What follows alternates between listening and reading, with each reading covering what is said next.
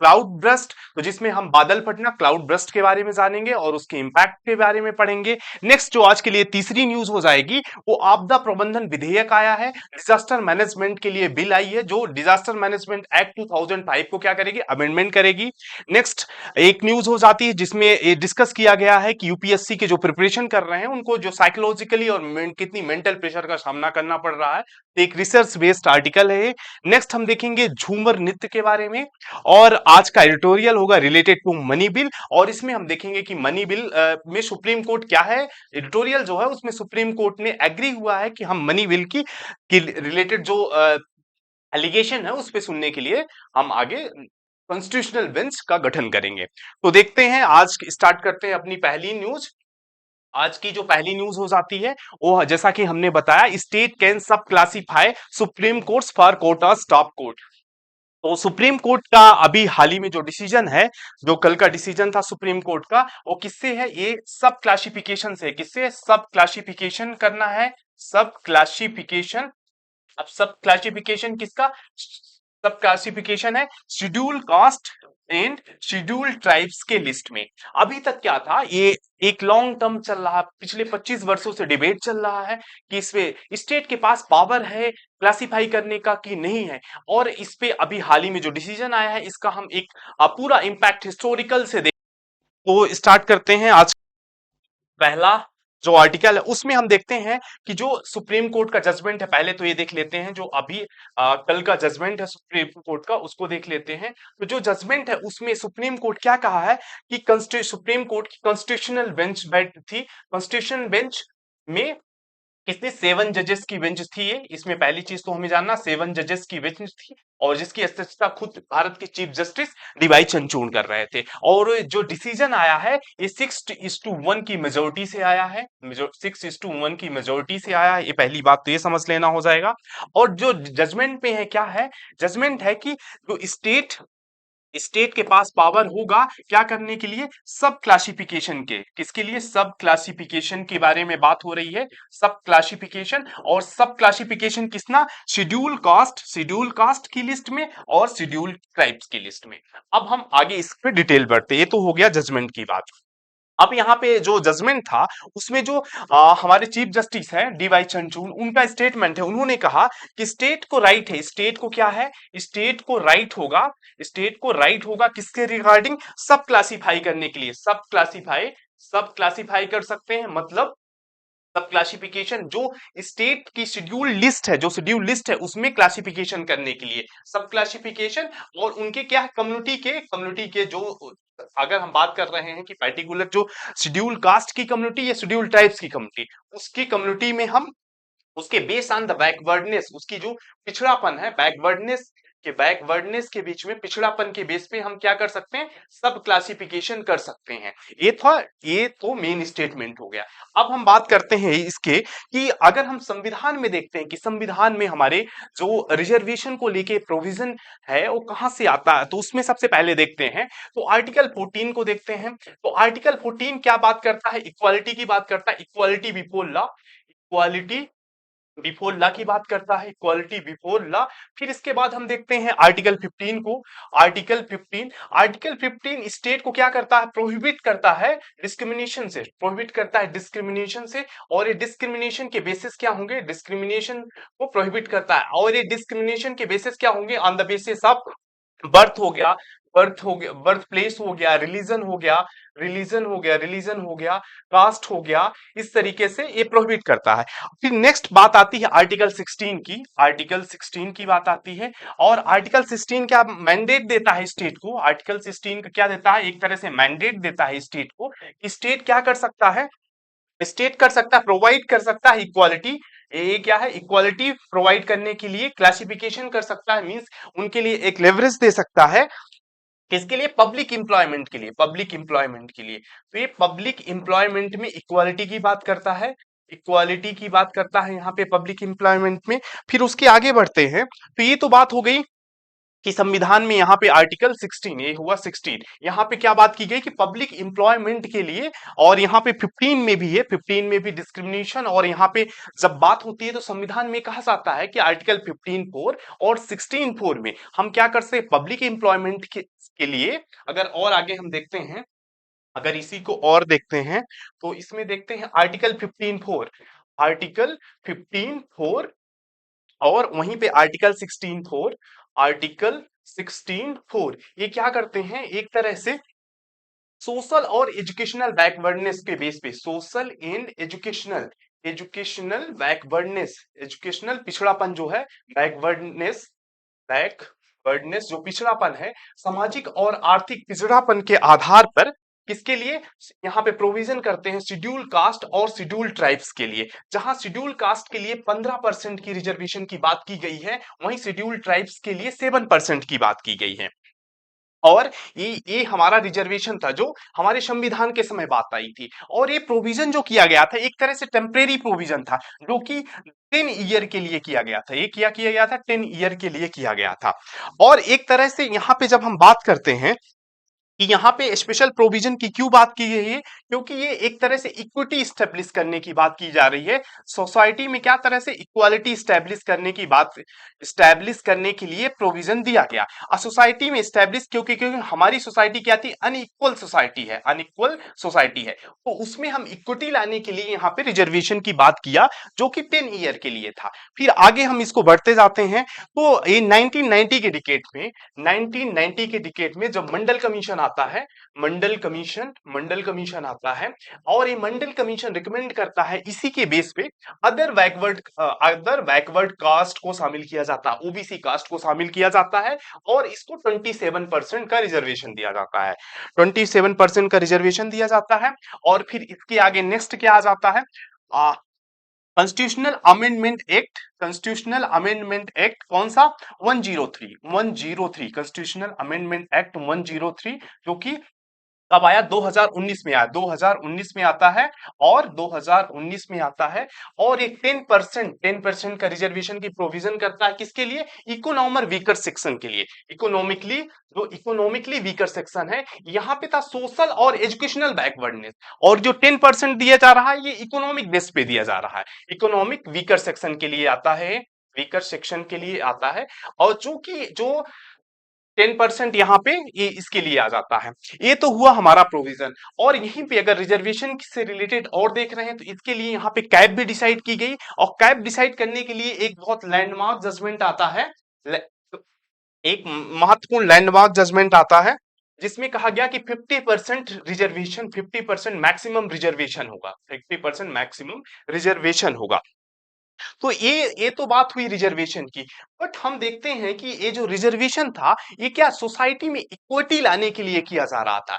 But अगर हम इसको देखते हैं तो ये क्या बन गया, एक पॉलिटिकल टूल बन जाता है, एक पॉलिटिकल टूल बन गया है, एक पॉलिटिकल टूल बन जाता है रिजर्वेशन, क्योंकि आगे यहीं पे डिमांड बढ़ती ही जा रही है। आगे जैसे हमने देखा ना, मंडल कमीशन आया, मंडल कमीशन आया, उसने रिकमेंडेशन दिया, और 27% ओबीसी के लिए, और ये कंटिन्यू, ये डिमांड बढ़ती ही जा रही थी, कंटिन्यू डिमांड ये बढ़ती जा रही थी। और इसी को लेके एक इंपॉर्टेंट जजमेंट की जिसकी हमने बात किया, इंदिरा साहनी, इंदिरा साहनी जजमेंट, इंदिरा साहनी, इंदिरा साहनी जजमेंट आता है। और इंदिरा साहनी जजमेंट में ये डिसाइड किया गया, ये जजमेंट होता है बहुत इंपॉर्टेंट लैंडमार्क जजमेंट होता है, जिसमें कहा गया कि जो मैक्सिमम रिजर्वेशन का कोटा कितना हो सकता है, टोटल जो सीट है, टोटल में 50% से ज्यादा रिजर्वेशन नहीं हो सकता। और इसी में एक इंपॉर्टेंट लैंडमार्क और जजमेंट आता है, यहीं पे क्रीमी लेयर का कॉन्सेप्ट भी आता है, क्रीमी लेयर का कॉन्सेप्ट भी यहीं पे आता है, क्रीमी लेयर का कॉन्सेप्ट भी यहाँ पे देते हैं।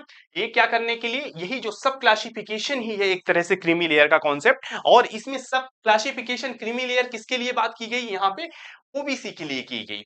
अब बात कर लेते हैं क्रीमी लेयर का कॉन्सेप्ट क्या है, क्रीमी लेयर का कॉन्सेप्ट क्या है, क्रीमी लेयर का कॉन्सेप्ट में ये बात किया गया कि जो पहले क्या है, इसका एडवांटेज ले चुके हैं, रिजर्वेशन का एडवांटेज ले चुके हैं, और एक कंप्लीट कम्युनिटी में से कुछ ऐसे लोग हैं जिनको ये बेनिफिट नहीं मिल पा रहा, वही ले रहे हैं। तो एक जो सर्टेन थ्रेश होल्ड है, जैसे अगर हम बात करें क्रीमी लेयर में, इसमें कमेटी ने क्या गाइडलाइन रखी कि जिनकी मतलब लगातार 3 वर्षों से जो जिनकी एनुअल इनकम कितनी है 8 लाख प्लस है, या कि ऑक्यूपेशन जिनका, जैसे जिसके पेरेंट्स क्या है ग्रेड ए जॉब में है, ग्रेड ए जॉब में है, लाइक यूपीएससी और आईएएस ऐसी सर्विसेज में है, ग्रेड ए जॉब में है, उनके बच्चों को क्या किया जाएगा, वो किस में आएंगे, क्रीमी लेयर में आएंगे, और वो with in OBC reservation, OBC category में उनको बेनिफिट नहीं मिलेगा। तो ये बात होती है। अब यहाँ पे आगे और ये बात आती है कि ये क्रीमी लेयर या कि सब क्लासिफिकेशन क्यों क्यों ये इसकी एक क्यों आगे क्यों बढ़ रही है, तो इसकी बात आती है कि यहाँ पे देखा गया कि कई कम्युनिटी विद कम्युनिटी, हम तो इसका कॉन्सेप्ट किस लिए लाए, इनइक्वालिटी को दूर करने के लिए देख लाए, बट अभी हम देख रहे हैं कि अब क्या है, विद इन कम्युनिटी में इनइक्वालिटी है, अभी भी कई कम्युनिटी ऐसी है जहां पे इनइक्वालिटी कम्युनिटी में ही है। उस कम्युनिटी के इनइक्वालिटी को हम कैसे एड्रेस कर पाएंगे, इसी के लिए हमें क्या करना पड़ेगा, उसको क्लासिफाई करने पड़ेगा, मतलब जो लोग उसके पहले एडवांटेज ले चुके हैं उनके तक ना पहुंचे। जैसे यहाँ पे अगर यहाँ पे हम बात करते हैं कि कोई यहाँ पे एक इंपॉर्टेंट स्टेटमेंट हो जाता है, जस्टिस गवई कहते हैं कि ये उन्होंने, जस्टिस गवई ने इसमें और इंफेसिस करते हुए कहा कि एक सब क्लासिफिकेशन से भी आगे हमको किस पे बढ़ना होगा, क्रीमी लेयर पे बढ़ना होगा, एससी एसटी के लिए भी। बट उन्होंने इसके लिए स्टेटमेंट दिया कि कोई अगर कोई सपोज कोई आईएएस का बच्चा है और गांव में रहने वाले एक जो गरीब का बच्चा है जो कि प्राइमरी स्कूल में पढ़ रहा है, वो उनके बीच में कैसे इक्वालिटी, इनके बीच में तो इक्वालिटी हो ही नहीं सकती है। तो इसलिए जो इनके बच्चे हैं ये भी क्या है, अभी क्रीमी लेयर का कॉन्सेप्ट एससी और एसटी कम्युनिटी में नहीं है, तो इसमें तो ये इसको जो आगे कौन बढ़ेगा, इन्हीं का बच्चा बढ़ेगा।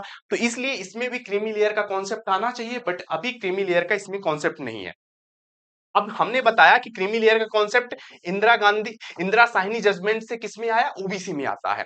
अब बात आती है कि अभी हमने बात किया कि सभी जो जितनी भी कैटेगरी है उसमें क्या है, उसमें डेवलपमेंट अगर हम देखते हैं, डेवलपमेंट देखते हैं तो विद इन कम्युनिटी में अनइक्वल है, विद इन कम्युनिटी में क्या है, अनइक्वल है, अनइक्वल है। एक कम्युनिटी के अंदर भी कई लोग क्या है, सेम लेवल का डेवलपमेंट नहीं है। तो यहीं पे सुप्रीम कोर्ट के डिसीजन में कहा जाता है कि इसकी जरूरत किसकी है, इसको हमको सब क्लासिफिकेशन करना होगा। जो ये कम्युनिटी है, इस कम्युनिटी को हमको क्या करना होगा, सब क्लासिफिकेशन करना होगा। और सब क्लासिफिकेशन का बेस क्या होगा, डिग्री ऑफ डेवलपमेंट, वहां की उस पर्टिकुलर कम्युनिटी में कितना डेवलपमेंट है, उस डिग्री ऑफ डेवलपमेंट के बेस पे, डिग्री ऑफ डेवलपमेंट के बेस पे हमको क्या करना पड़ेगा, डिग्री ऑफ डेवलपमेंट के बेस पे सब क्लासिफिकेशन करना पड़ेगा। फिर यहीं पे बात आती है कि सब क्लासिफिकेशन ए इसका मेजर क्या हो जाएगा, क्योंकि यहाँ पे कोई जैसे कोई भी स्टेट गवर्नमेंट इसको पावर, अब सब क्लासिफिकेशन का पावर किसे दिया गया कि कौन सब क्लासिफिकेशन करेगा, सब क्लासिफिकेशन कौन करेगा, इसका पावर दिया गया स्टेट को। अब स्टेट किस बेस पे करेगा, यहाँ पे भी बात आई कि स्टेट ये क्लासिफिकेशन किस बेस में करेगा, तो ये बेस होगा क्या, इसमें सुप्रीम कोर्ट के कहना है कि इस पे किस पे होगा, ये इसके लिए इंपेरिकल डाटा होना चाहिए, ये डाटा के बेस्ड पे होगा। अब डाटा के मतलब ये सेंसस होना चाहिए। और आप देख रहे होंगे कई मतलब कुछ दिनों से कंटिन्यू ये अपोजिशन जो है वो सोशियो इकोनॉमिक कॉस्ट सेंसस की बात कर रहा है। और यहाँ पे इस डिसीजन के बाद इसकी इंपॉर्टेंस और बढ़ जाती है, क्योंकि अगर हमको सब क्लासिफिकेशन करना हुआ विद इन कम्युनिटी में, तो हमको डाटा तो चाहिए ना, कौन सी कम्युनिटी कितने लेवल के डेवलपमेंट पे है, तो उसी के बेस पे हमको क्या करना पड़ेगा, सोशियो इकोनॉमिक कंसेस के बेस पे ही, या कि हमको जो इंपेरिकल डाटा होगा। क्योंकि सुप्रीम कोर्ट का कहना है कि अगर अगर इसमें कहीं वो होता है जैसे क्लासिफिकेशन में होता है, तो इसका रिव्यू भी हम करेंगे। तो ये बात हो जाती है। अब हम देख लेते हैं, यहाँ पे इसके बाद देख लेते हैं कि क्या कहीं ऐसी चीजें और मांग बढ़ी थी और कहीं भी किसी स्टेट में है। तो दोस्तों ये जो सब क्लासिफिकेशन है ये आज का नहीं है, ये आज का नहीं है। अगर हिस्ट्री में देखें तो पंजाब सबसे पहले क्या किया था, पंजाब ऑलरेडी सब क्लासिफिकेशन किया था, कब, 1985 में। 1985 में सब क्लासिफिकेशन किया था, और सब क्लासिफिकेशन में इसने क्या किया था कि एससी कम्युनिटी में सब क्लासिफिकेशन किया था। और यहाँ पे जो वाल्मीकि कम्युनिटी है, वाल्मीकि कम्युनिटी, वाल्मीकि कम्युनिटी और वाल्मीकि कम्युनिटी और जो मसाबी सिख है, इनको विद इन एससी कम्युनिटी ज्यादा प्रायोरिटी देने की बात की गई है, ज्यादा प्रायोरिटी देने की बात की गई थी। और वहीं पे दूसरे आ जाते हैं हम, तो तमिलनाडु ने भी ऐसा किया है, तमिलनाडु ने भी क्या किया था, एससी शेड्यूल कास्ट में सब क्लासिफिकेशन किया। और इसके बाद आते हैं तो यहाँ पे आंध्रा आंध्रा ने भी जो शेड्यूल लिस्ट थी उसको सब क्लासिफाई किया था। और बिहार भी इस फेज में था। अब बात आती है यहीं पे, ये जब सब क्लासिफिकेशन था, ये आंध्रा के केस में ही ये जाता है कहां पे, सुप्रीम कोर्ट में जाता है। अब सुप्रीम कोर्ट का इंपॉर्टेंट जजमेंट आता है यहाँ पे, ये 2000 का केस सुप्रीम कोर्ट में जाता है। एक केस कौन सा हो जाता है, E V Chinnaiah versus E V Chinnaiah E V Chinnaiah versus state of Andhra state of Andhra state of Andhra Andhra Pradesh state of Andhra Pradesh. ये सुप्रीम को कोर्ट केस होता है। इस पार्टिकुलर जो केस में जजमेंट आता है, इस जजमेंट में कहा जाता है कि जो सब क्लासिफिकेशन है वो स्टेट में, सब क्लासिफिकेशन में स्टेट का पावर नहीं होगा। इसमें क्या कहा जाता है कि स्टेट का पावर नहीं है। अभी तक जो स्टेट कर रहे हैं, जैसे हमने बताया पंजाब ने 1985 में किया, फिर तमिलनाडु में किया, आंध्रा में किया, तो इसमें अब ये पावर यहाँ पे क्या हो गया, ये स्टेट में, E V Chinnaiah versus state of Andhra Pradesh case में सुप्रीम कोर्ट का डिसीजन होता है कि ये जो सब क्लासिफिकेशन करने का पावर स्टेट के पास नहीं है। और इसके पीछे रेफरेंस क्या दिया जाता है, क्यों नहीं है, तो यहाँ बात आ जाती है आर्टिकल 341। आर्टिकल 341 में जो शेड्यूल कास्ट या शेड्यूल ट्राइब्स के रिजर्वेशन के लिए लिस्ट होती है, जैसे हम बात करते हैं यहाँ पे प्रेसिडेंशियल लिस्ट की बात आती है यहाँ पे, प्रेसिडेंशियल लिस्ट। और ये लिस्ट कैसे बनती है, थ्रू पार्लियामेंट के थ्रू ये लिस्ट बनती है। और इसी लिस्ट के अकॉर्डिंग जो कम्युनिटीज, जो मतलब एससी लिस्ट में यहाँ प्रेसिडेंशियल लिस्ट में शामिल है, और उसी कम्युनिटी को क्या मिलता था, रिजर्वेशन मिलता था। अब बात आती है कि प्रेसिडेंशियल लिस्ट क्या पार्लियामेंट के द्वारा प्रिपेयर की जाती है, बट यहाँ पे तो ये स्टेट अगर इस पे काम करता है, स्टेट प्रिपेयर करता है, तो आर्टिकल 341 का ये क्या होगा, वायलेशन होगा। इस आर्टिकल 341 का वायलेशन होगा, मतलब स्टेट के पास पावर नहीं होगा किसके लिए, इस लिस्ट में अमेंडमेंट करने के लिए। तो अब यहां से यही चीजें समाप्त हो जाती है, मतलब सब क्लासिफिकेशन करने का पावर किसके पास, स्टेट के पास नहीं है। अब ये फर्दर क्या जाता है, इसका डिस्कशन बढ़ते जाता है, क्योंकि इसके बाद से जो पंजाब का क्लासिफिकेशन था, तमिलनाडु का क्लासिफिकेशन था, या कि आंध्रा का जो सब क्लासिफिकेशन था, वो क्या हो गया, अब वायलेट हो गया, अब मान्य नहीं हो गया। तो इसीलिए ये लार्जर बेंच में, सुप्रीम कोर्ट के लार्जर बेंच में जाती है, लार्जर बेंच में एक केस आता है। और इसी के लिए 7 जजेस की क्या हो, पीठ बनाई जाती है। और अभी जो हाल का डिसीजन है, ये इसी पीठ का डिसीजन है। और यहाँ पे बात किया जाता है कि सब क्लासिफिकेशन, यहाँ पे जब ये जो लार्जर बेंच बनती है, इसका मानना है कि जो क्लासिफिकेशन है, सब क्लासिफिकेशन क्या है, नेसेसरी है। सब क्लासिफिकेशन क्या है, सब क्लासिफिकेशन ये बात करती है, जरूरत है, आज की क्या है, नेसेसरी है, नेसेसरी है। तो जब बात आती है क्यों नेसेसरी है, क्योंकि यहाँ पे जस्टिस गवई का एक इंपॉर्टेंट स्टेटमेंट आर्गुमेंट हो जाता है, वो आपके एग्जाम के लिए, उसको आप एज इथिक्स के पेपर में भी कोट कर सकते हैं। उनका स्टेटमेंट है, जस्टिस गवई का स्टेटमेंट है, इसको आप देख लीजिए, बहुत इंपॉर्टेंट ये स्टेटमेंट है। उनका कहना होता है कि unequal have to be unequal unequal have to be to be treated unequal have to be treated unequal unequal unequal to bring equal equal या to bring equity in society.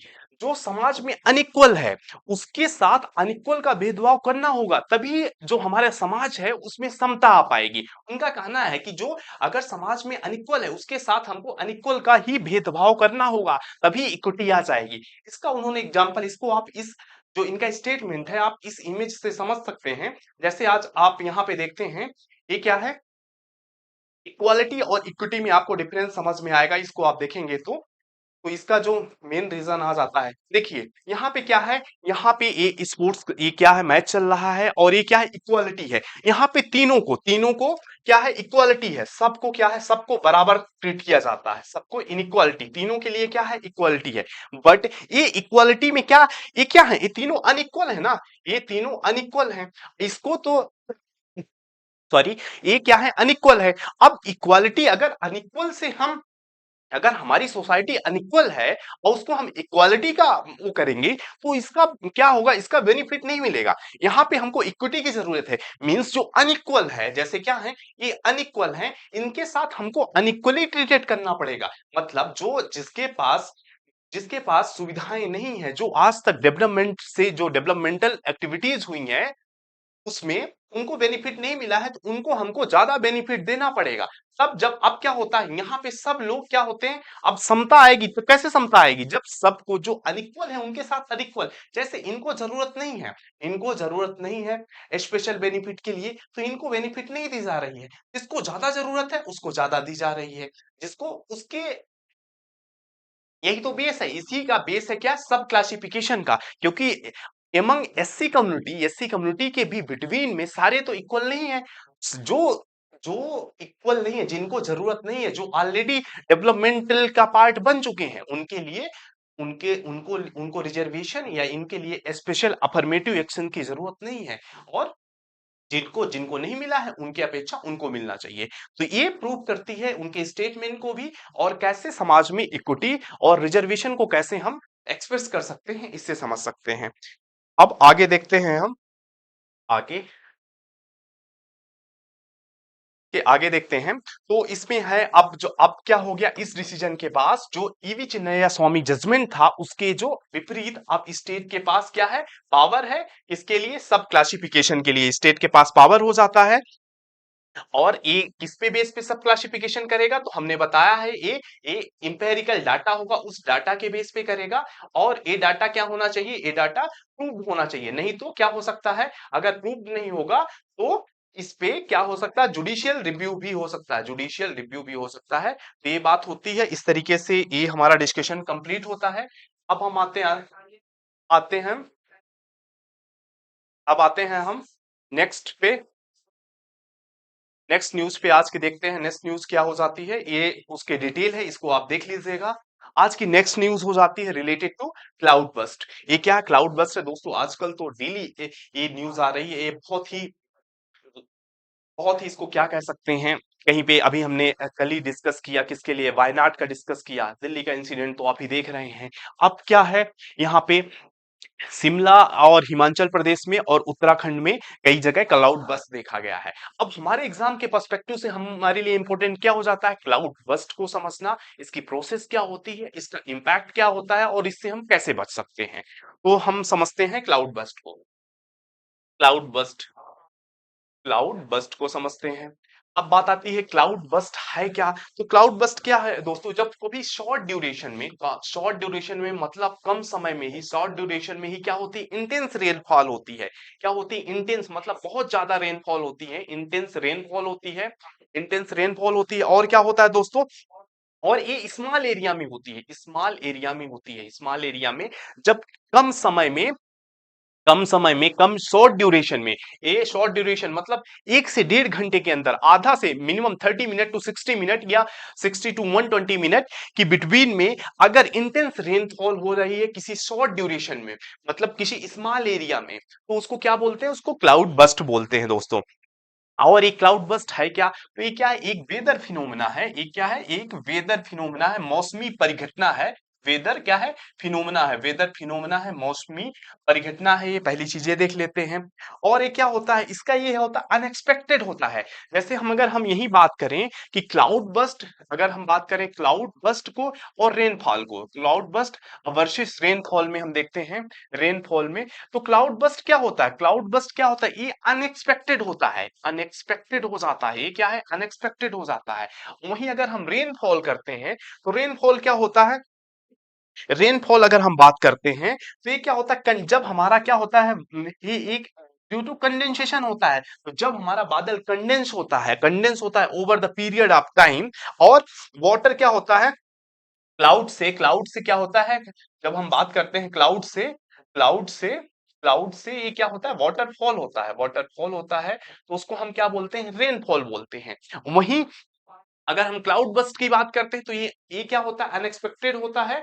और और कम समय में ज्यादा बारिश हो जाती है। अब किसे हम कहेंगे, किसे हम क्लाउड बस्ट को हम कैसे किसे कहेंगे कि क्लाउड बस्ट है? इसके लिए क्लाउड बस्ट है किसे कहेंगे, तो इसके लिए हम देखते हैं क्लाउड बस्ट के लिए अगर हम बात करें कि अगर किसी एरिया में 100 मिलीमीटर एक घंटे में 100 मिलीमीटर या उससे ज्यादा अगर कहीं रेनफॉल होती है और ये कितना 10 से 20 स्क्वायर किलोमीटर में, और ये कितना एक घंटा में 30 टू 150 मिनट के बिटवीन में क्या हो जाता है, 100 मिलीमीटर से ज्यादा अगर कहीं वर्षा हो जाती है तो उसको हम क्या है, क्लाउड बस्ट टर्म करते हैं। ये हो गया, ये बात हो गया।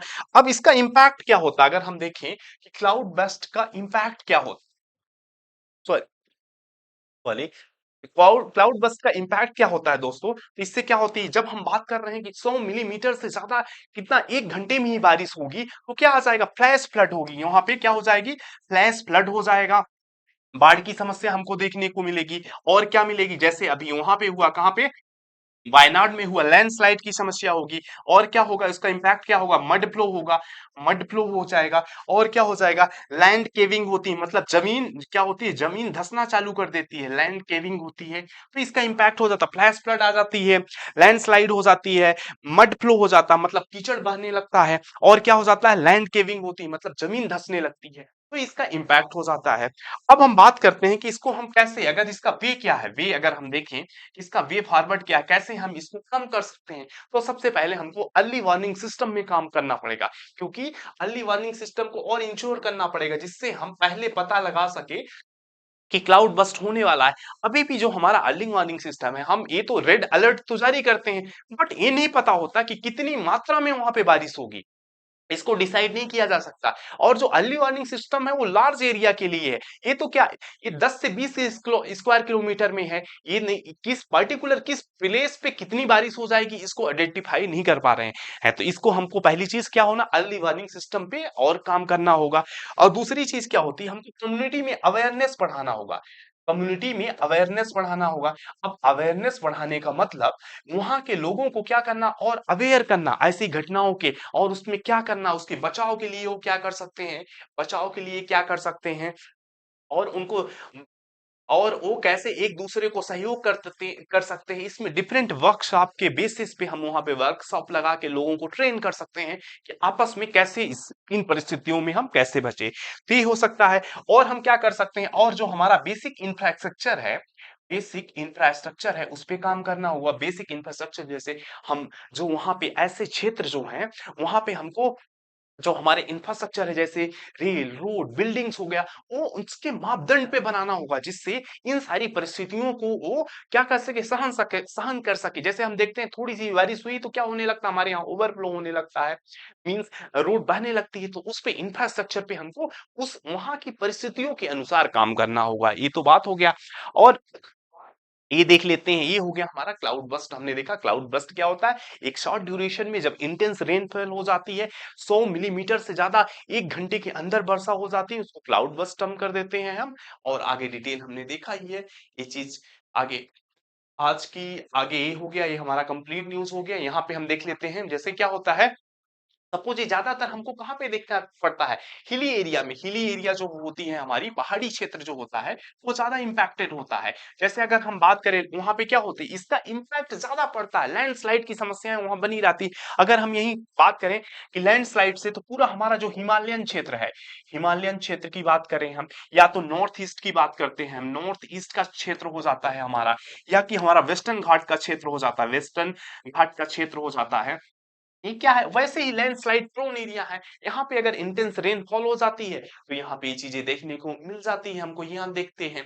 ये बात हो गई, ये बात हो गई इससे रिलेटेड। अब हम आगे चलते हैं, नेक्स्ट न्यूज हो जाती है हमारी डिजास्टर मैनेजमेंट एक्ट। अभी क्या हुआ है, ये नेक्स्ट न्यूज हो गई, disaster management bill table in the Lok Sabha management के लिए न्यू बिल हमारे लोकसभा में प्रस्तुत की गई है। अब हम इससे रिलेटेड कुछ बेसिक बातों को देख लेते हैं कि जब हम बात करते हैं कि डिजास्टर मैनेजमेंट एक्ट की, अभी क्या है, ये अमेंडमेंट बिल है, तो इसको हमको जानना पड़ेगा डिजास्टर मैनेजमेंट एक्ट आया कब। तो जो हम बात करें डिजास्टर मैनेजमेंट एक्ट कब आता है हमारे पास, ये 2005 में आता है। और दोस्तों 2000 लगातार कंटिन्यू हमने आपदाओं को देखा। जैसे अगर हम बात करें इसके परिप्रेक्ष्य में, तो हमने 1999 में और 1999 में हमने सुपर साइक्लोन देखा उड़ीसा में, सुपर साइक्लोन आया उड़ीसा में। उसके बाद हमने क्या देखा, 2001 में भुज में, 2001 में क्या आया भुज में जो अर्थक्वेक आया। उसके बाद 2004 में हमने सुनामी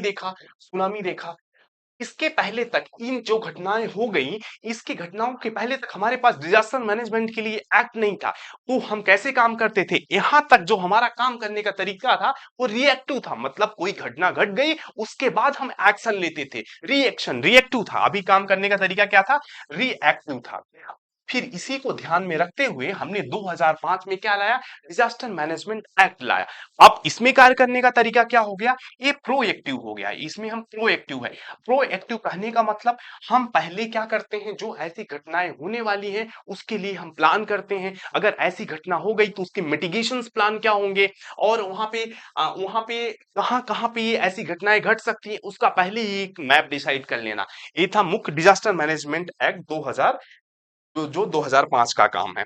और ये आता क्या है, अगर हम वर्ल्ड लेवल पे भी देखते हैं तो वर्ल्ड लेवल में भी पहले डिजास्टर मैनेजमेंट से रिलेटेड कोई बातें नहीं होती थी। सबसे पहली बात अगर हम वर्ल्ड लेवल पे बात कर रहे हैं तो सबसे पहले 1990 में बात की गई। और 1990 में क्या आया, योकोहोमा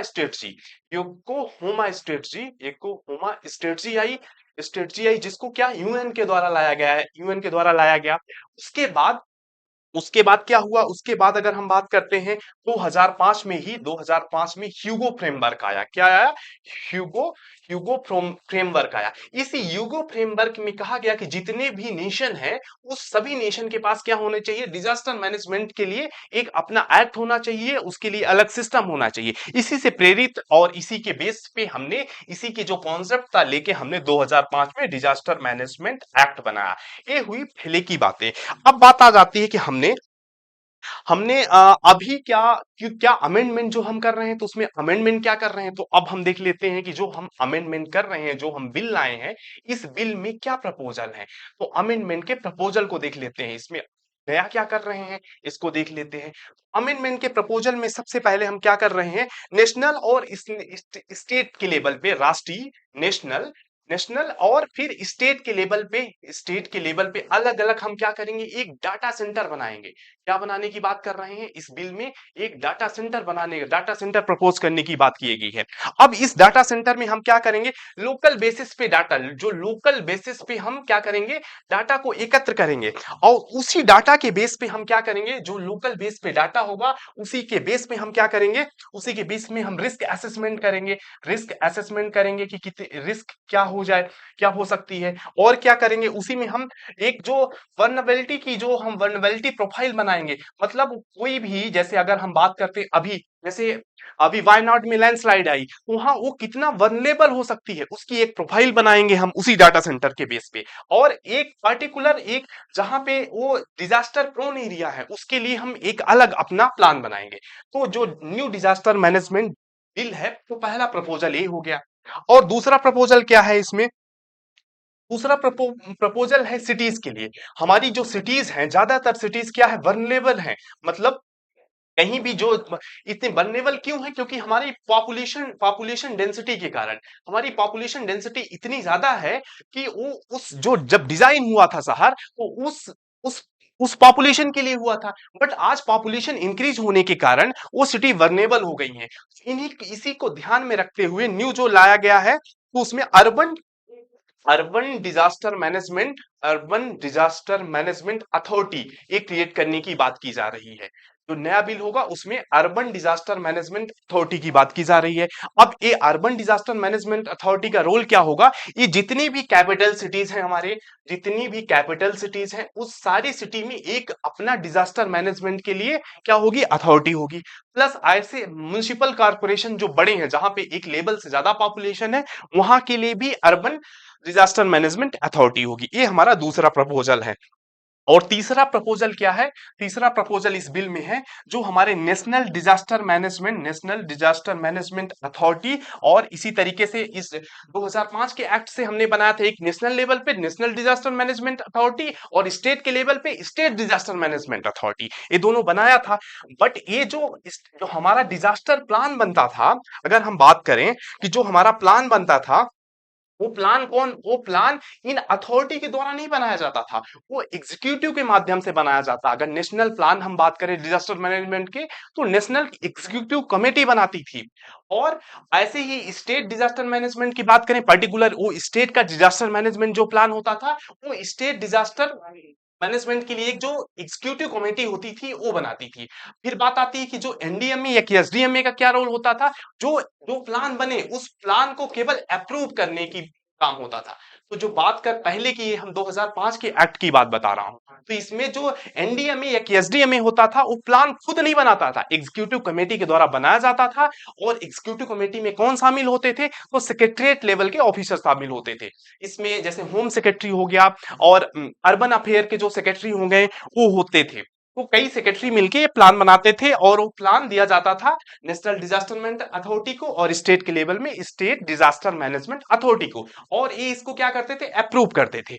बट जो अब न्यू जो प्रपोजल आया उसमें ये कहा गया है कि ये प्लान अब खुद एनडीएमए और एसडीएमए के द्वारा बनाया जाएगा। मींस जो अब नेशनल डिजास्टर मैनेजमेंट प्लान होगा, वो एग्जीक्यूटिव कमेटी नहीं बनाएगी। कौन बनाएगा? वो नेशनल डिजास्टर मैनेजमेंट अथॉरिटी बनाएगी। तो ये न्यू प्रपोजल हो गया। जो बेसिक यही तीनों प्रपोजल हैं। अब इसमें बात आती है कि इसमें कुछ जैसे है विरोध की बात चली, कॉन्सर्न भी रेज किए गए हैं कि जो न्यू प्रपोजल है उसमें कॉन्सर्न क्या रेज किए गए हैं, बात किए जा रहे हैं कि यहाँ पे कि ये इसमें ये हमने दो अथॉरिटी यहीं पे इस प्लान में बना रहे हैं।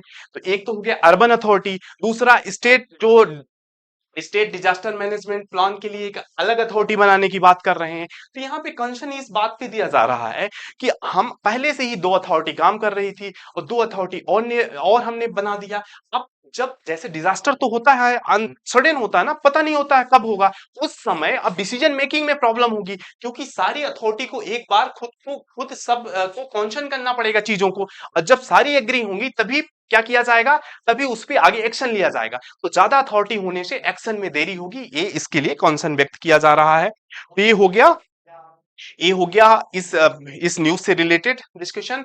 अब चलते हैं आज की नेक्स्ट न्यूज देखते हैं। नेक्स्ट न्यूज जो है एक इस पे बेस्ड है कि यूपीएससी में जो प्रिपरेशन कर रहे हैं उन बच्चों के लिए एक सर्वे किया दिया गया है, कि वो सर्वे क्या है, साइकोलॉजिकल जो प्रेशर्स को झेल रहे हैं उसके बारे में बात की गई है। इस सर्वे में आपके एग्जाम के लिए उतनी इंपॉर्टेंट नहीं होती है, बट आपको जान सकते हैं कि यहाँ पे बात किया जा रहा है कि जो स्टूडेंट आते हैं वो बेसिकली क्या आते हैं, लोअर मिडिल क्लास के स्टूडेंट होते हैं, जिनके पेरेंट्स की इनकम बताई गई है कि इनकी पेरेंट्स की इनकम जो मंथली बेस पे होती है 50,000 से कम होती है। और इसमें यहाँ पे जो दिल्ली की बात की गई है कि यहाँ पे खर्चे इतने बढ़ रहे हैं, उस पे प्रॉब्लम होती है। कई बच्चे क्या करना पड़ता है, उनको पार्ट टाइम जॉब करना पड़ता है। और इसमें बात की गई है कि जैसे 20% छात्रों को यहाँ पे देखा गया है कि वो मेंटली क्या है, प्रेशर में है, मतलब उनको क्या, एक तरह से हम कह सकते हैं कि उनको मेडिसिन की जरूरत है। बट उसमें से 7% ही क्या है, डॉक्टर के पास साइकोलॉजिकल जो उनके प्रॉब्लम है वो डॉक्टर के पास पहुंच सकते हैं। तो ये चीजें हैं, और ये जो न्यूज है आपके एग्जाम के लिए उतनी इंपॉर्टेंट नहीं है, इसलिए हम आगे बढ़ते हैं। बाकी डिटेल आप इस पीडीएफ से पढ़ लीजिएगा। नेक्स्ट न्यूज पे आते हैं, ये हम न्यूज है झूमर डांस। तो झूमर डांस देखते हैं, सबसे पहले इसके बारे में देख लेते हैं झूमर डांस। तो ये क्या है, ट्रेडिशनल डांस है। ये क्या है, ट्रेडिशनल डांस है। और ये ट्रेडिशनल डांस कहाँ के है, जिसको हम असम के जो चाय बागान है, चाय बागान में जो काम करने वाले लोग हैं, वो इस पे बेसिकली उनका ये डांस है। और ये शरद ऋतु होता है, ऑटम सीजन में परफॉर्म किया जाता है। और इसमें यंग गर्ल और पार्टिसिपेट करती हैं, साथ में मेल जो होते हैं उसके जैसे यहाँ पे आप देख पा रहे होंगे, ते ढोलक और इसके साथ उनको सहयोग करते हैं। तो ये हुआ आपको झूमर डांस, जिसको आपको इतना जानना है कि ये असम में चाय जनजातियों द्वारा किया जाता है, और ऑटम सीजन में मीन शरद ऋतु में ये होता है। तो ये हो गई। हम आगे बढ़ते हैं नेक्स्ट न्यूज पे। और नेक्स्ट न्यूज ये हमारा आज का एडिटोरियल डिस्कशन होगा, वो बेस्ड है verdict on the money bill that India awaits. ये मनी बिल से रिलेटेड बहुत दिनों से डिबेट चल रहा है, उसके बारे में एक डिटेल एडिटोरियल है। तो सबसे पहले हम बात करते हैं कि न्यूज में क्यों आया। तो न्यूज में इसलिए आया कि सुप्रीम कोर्ट ने अभी एक्सेप्ट कर लिया है कि इस पे हम क्या करेंगे, आगे कॉन्स्टिट्यूशनल बेंच बनाएंगे और इस पे आगे हम देखेंगे, इस केस को देखेंगे। तो इसमें न्यूज में क्या हो कि सुप्रीम कोर्ट क्या किया है, एक्सेप्ट किया है। इसके लिए जो एलिगेशन लग रहा है रिलेटेड टू मनी बिल, इसको क्या करेगा, कॉन्स्टिट्यूशनल बेंच बनाएगा और इस पे आगे कार्रवाई, आगे मतलब इस पे डिस्कशन किया जाएगा, इस पे बात आ जाती है। अब इससे ये क्यों ऐसा क्यों किया जा रहा है, एलिगेशन का जो बेस क्या है, हम पहले देखते हैं क्यों एलिगेशन जो लग रहे हैं उसका बेस क्या है। तो उसमें जो प्रीवियस में कुछ जो मनी बिल एज ए जो मनी बिल पास किए हुए हैं उनके कारण, जैसे उदाहरण के रूप में हम देख रहे हैं, जैसे मनी लैंडरिंग एक्ट, पीएमएलए एक्ट 2019 को देखते हैं। 2019 इसमें क्या किया गया है, इसको एज अ मनी बिल के थ्रू पास किया गया है और इसमें ईडी को पावर किया, ईडी को ज्यादा पावर दिया गया था, इन्फोर्समेंट डायरेक्टरेट को पावर दिया गया था कि वो अब क्या कर सकता है, अरेस्ट कर सकता है किसी भी केस से रिलेटेड लोगों को, और क्या कर सकता है डायरेक्टली बिना मतलब, जैसे जो लोकल अथॉरिटी, अगर हम बात कर रहे हैं कि उसको कहीं पे रेड डालना है तो दिल्ली पुलिस से कंसर्न करना पड़ेगा, अगर दिल्ली की बात करें तो अब वो खुद कर सकता है, इसको पावर दिया गया था। और इस जो एक्ट था उसको एज ए मनी बिल लाया गया था, तो तब भी विरोध हुआ था। दूसरा हम देखते हैं आधार एक्ट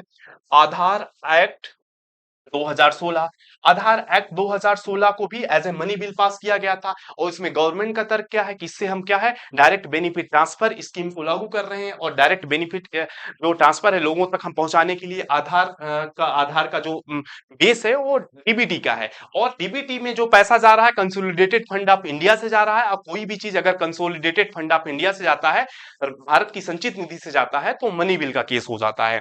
तो ये हो गया। और कौन सा, और कोई और बात करते हैं, फाइनेंस एक्ट 2017, ये सबसे ज्यादा विवाद में रहा। फाइनेंस एक्ट 2017, इस जब ये एक्ट आया था तो सबसे ज्यादा विवाद में था, क्योंकि इसको भी as a money bill pass किया गया था और इसमें मुख्य प्रावधान क्या थे कि इसमें ट्रिब्यूनल के अपॉइंटमेंट से रिलेटेड न्यू प्रोविजन लाए गए थे। जो जो ट्रिब्यूनल में अपॉइंटमेंट होंगे उससे लिए, और आपको पता है ट्रिब्यूनल क्या है, कौन सी जुडिशियल बॉडी है, और वो मनी बिल में कैसे उसके अपॉइंटमेंट से रिलेटेड बात हो सकती है। तो ये डिबेटेबल जो लॉ, जो एक्ट थे उसी के कंसर्न में एलिगेशन लगाए जाते हैं, जा रहे थे, उसी के लिए सुप्रीम कोर्ट ने आगे सुनवाई करेंगे।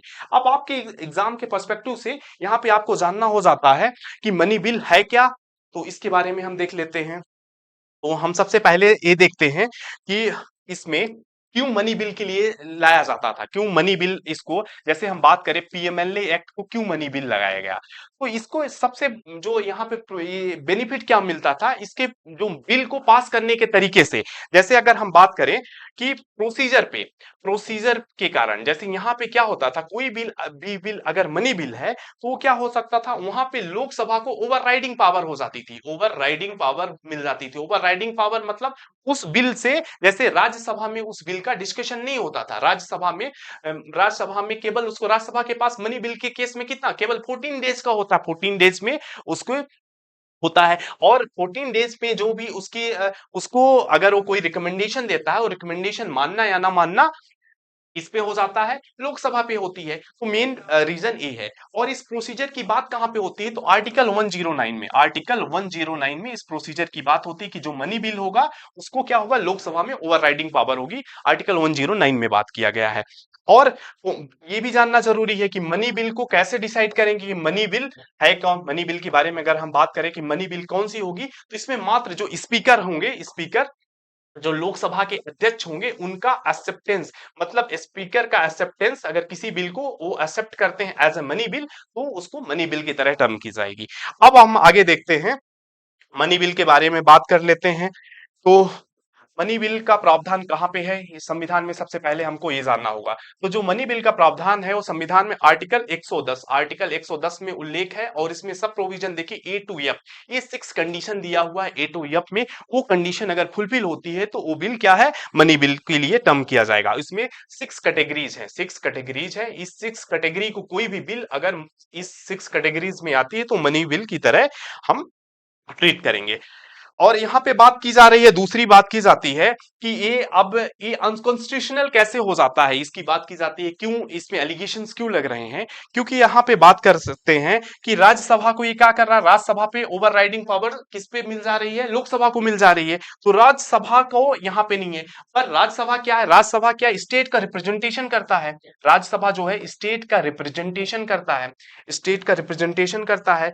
और ये क्या है, एक तरह से हमारे फेडरल स्ट्रक्चर के अगेंस्ट हो जाता है कि अगर हम किसी बिल या किसी कानून को, जो कि जैसे हम बात कर सकते हैं कि अगर फाइनेंस एक्ट 2017 की बात करें तो वो क्या था, वहां पे ट्रिब्यूनल में अमेंडमेंट करना है। तो ये क्या है, ये स्टेट का भी तो वहां पे रिप्रेजेंटेशन जरूरी है फेडरल स्ट्रक्चर के लिए। तो ये क्या हो जाता है, अगेंस्ट फेडरल स्ट्रक्चर हो जाता है।